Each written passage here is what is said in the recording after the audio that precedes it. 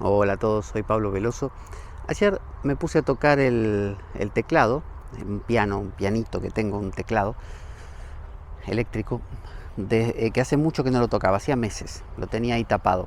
Estaba más dedicado a tocar la guitarra y, y hacer la música que hago, que es música ambiental y algo de rock a veces así para tocar algunas escalas, ¿no?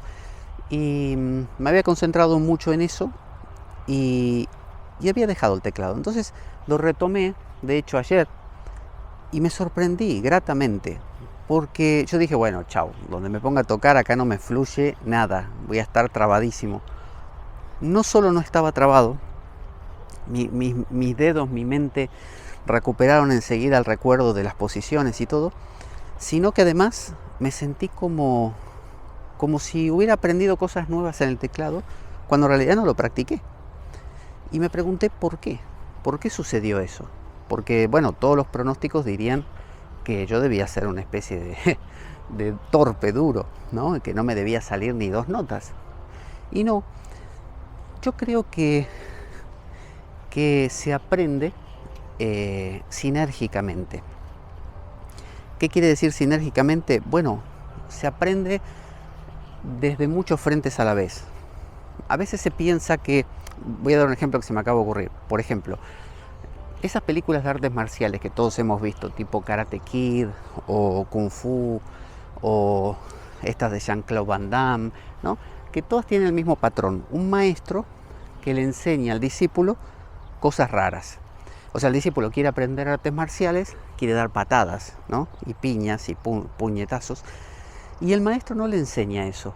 Le enseña, como en Karate Kid, a limpiar los cristales de un coche, o en El Guerrero Pacífico también esa película, donde el maestro le enseña otras cosas. Porque en realidad la clave no está en la técnica. Porque la técnica es algo que en realidad se desarrolla fácil, es algo que es mecánico, es trabajar los dedos y tener más velocidad, por ejemplo. Pero hay algo que subyace a la técnica, que es una disposición, el espíritu le podríamos llamar. Entonces, todos estos maestros están buscando en el discípulo crear espíritu de guerrero, posicionarlos en un sitio, como diciendo, esto lo decía también un profesor mío de química, ¿no? De la escuela. Él nos decía, yo no quiero que aprendan fórmulas de memoria, para eso están los libros. Los libros están para ir a buscar ahí la fórmula que no se acuerda uno. Yo lo que quiero, decía, es que aprendan a pensar y a solucionar problemas. Entonces, para solucionar un problema podés necesitar un martillo, podés necesitar un destornillador. Bueno, lo vas a buscar, no tenés que vivir con ellos encima, en los bolsillos, lo vas a buscar. Pero lo que pasa es que tenés que saber qué necesitas en cada momento. Entonces, me pasó, creo yo, eso con el piano. Yo, si bien no lo había practicado, no dejé de cultivar el espíritu de la música, de conectarme con con esos devenires, con esos aprendizajes, con esas experiencias. Entonces todo eso fue sumando e hizo que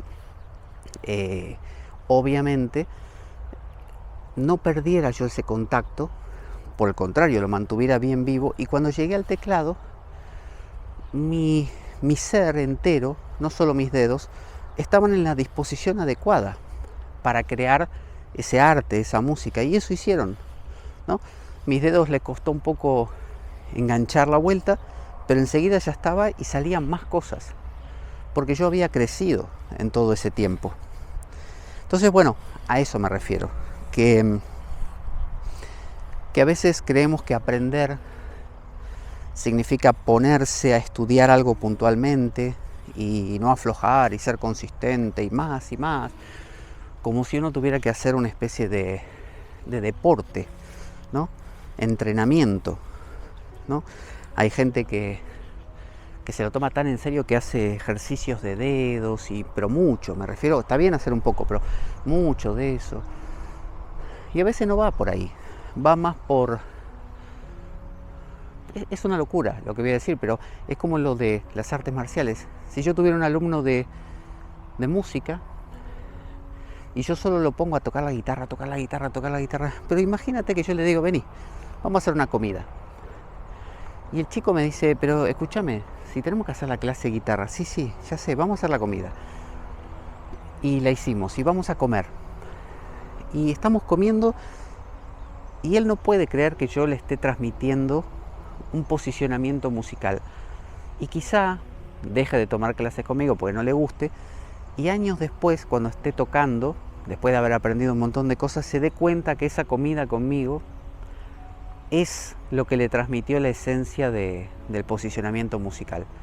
Entonces, a veces no se aprende en la vida yendo a colegios, no se aprende en la vida haciendo lo evidente, no se aprende a conducir un coche arriba a un coche y conduciendo. Es lógico que sí, que tenés que subirte y tenés que practicar, pero gran parte del conducir es una manera de posicionarse.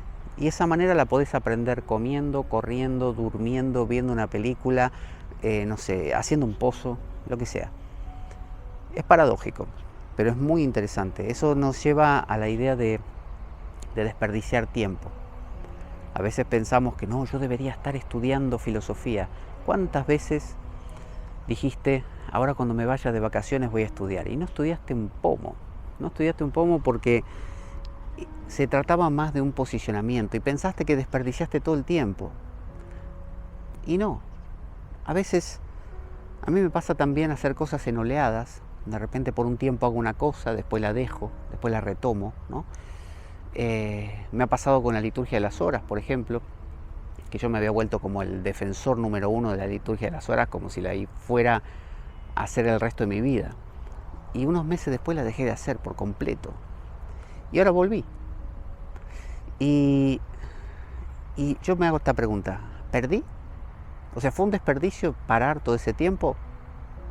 No, porque quizás yo seguía haciendo la liturgia de las horas. ¿Cómo? De muchas maneras. Trabajé el posicionamiento. Y ahora que volví, vuelvo con ese enriquecimiento. Es curioso, para pensarlo.